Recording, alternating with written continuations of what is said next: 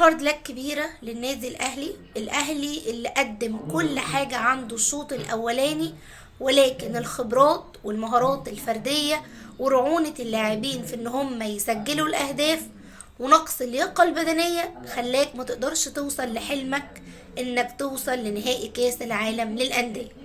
فتعالوا نخش على التفاصيل ونتكلم عن أسباب خسارة الأهلي وليه حزن كبير من جمهور الأهلي.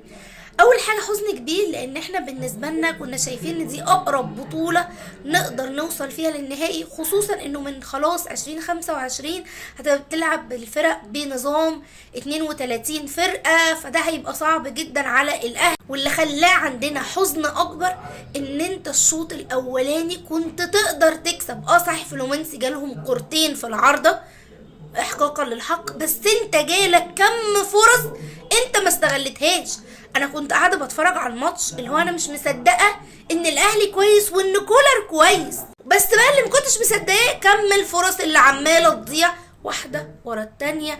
مره بقى حسين الشحات اللي كان عنده انانيه غير مبرره بالنسبه لي، ومش عشان مشيت معاك في مباراه الاتحاد هتمشي معاك في كل المباريات.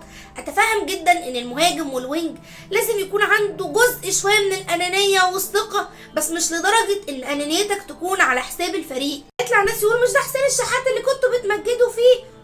بنمجد فيه وهو لاعب كويس، بس هو عنده اخطاء، فلازم من الامانه انك تطلع تتكلم عن المشاكل اللي كانت عنده. هل حسين الشحات ما صنعش فرص؟ لا، هو صنع وجات له كور كتير جدا، وفي الشوط التاني تقريبا كان اتعلم الدرس او كان انهك، فابتدى يعمل تمريرات لكهربا بس ولا حد فيهم قدر ينفذها. ممكن تتفق او تختلف مع فكر كولر، لكن لازم تحترمه وترفع له القبعه فعلا على المجهود اللي عمله.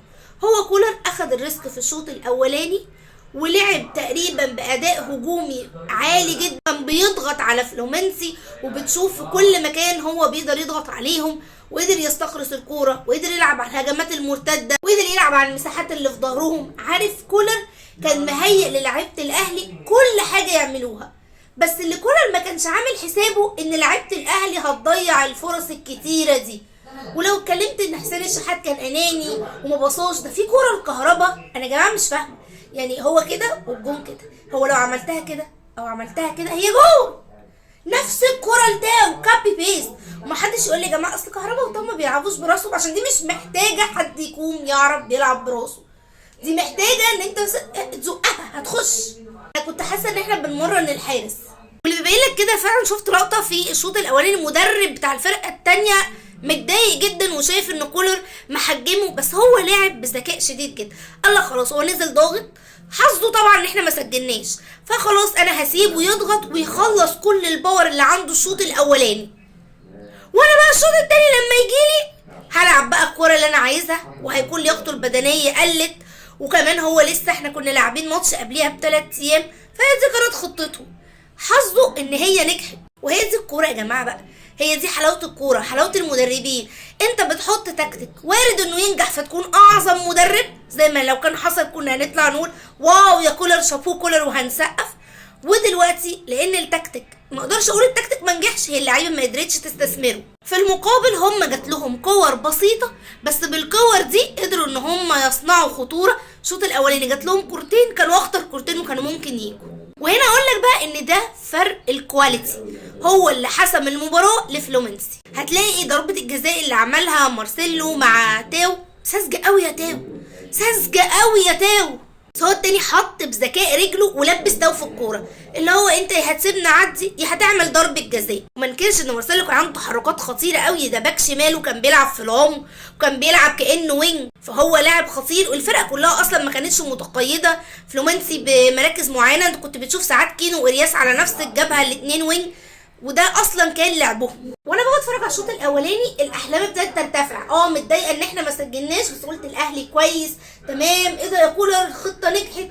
الشوط الثاني بقى اللي هو مفيش اللياقه البدنيه وقعت خالص بقى.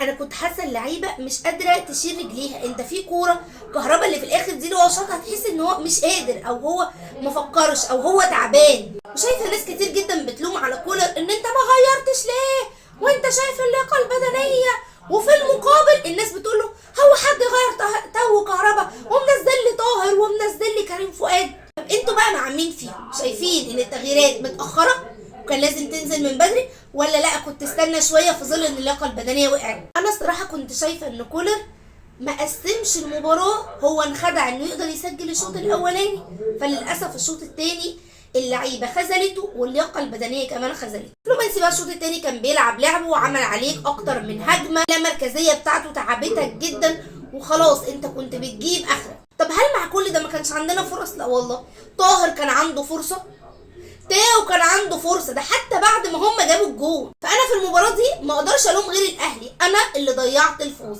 هنفضل يا جماعه لحد امتى بنتكلم في تضييع الفرص؟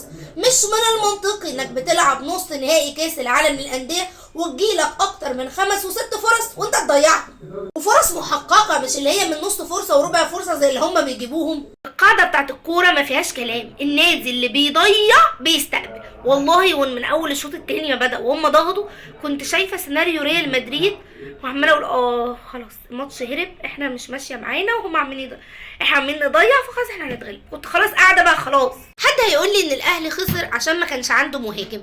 لا، احنا خلاص قصه المهاجم دي قتلناها بحثا. يعني احنا كل سنه بنقول نفس الكلام وما بيجيش مهاجم، فاحنا تعبنا من ان احنا نقول ان احنا عاوزين مهاجم. خلاص بقى يا جماعه، انا معرفش مين اللي مقفل دماغه، كولر هو عايز لعيبه معينه، الاداره مش عارفه تجيبها له، فهو خلاص مش عايز يختار حد تاني، فراح جاب لنا بلوه معرفش هو بلانا بيها ازاي. احنا حزينين على البطوله، بس مش عايزه حزننا ده يخلينا ان احنا نقربط بقى الفرقه كلها ويلا نسرح الفرقه. وانا شايفه ناس بتقول يلا نمشي كولر. يا جماعه السيناريو بتاع موسيماني تاني يعني احنا ما اتعلمناش من المره الاولانيه، وكولر امبارح يا جماعه كان هينزل يجيب اجوان. احنا لسه في بدايه الموسم وعندك كمان انتقالات يناير على ابواب. والله لو عرفنا نمشي مودست ونجيب اي حد هيبقى ارحم من اللي احنا بنشوفه. كل الدعم للنادي الاهلي، عنده مباراه مهمه جدا هيلعب على الثالث والرابع في انتظار مين اللي هيلعبنا. واوعى حاجه اخيره تخلي اي حد ينقص من مدى الجهد اللي عمله الاهلي. احنا ما قدرناش نوصل، بس يا جماعه ما تطلعوش تحفلوا اصل الاهلي خسر 2 وانتوا مش عارف ايه. يا جماعه انتوا ما بتوصلوش كاس العالم للانديه دي، لما تبقوا توصلوا لها ابقوا تعالوا اتكلموا.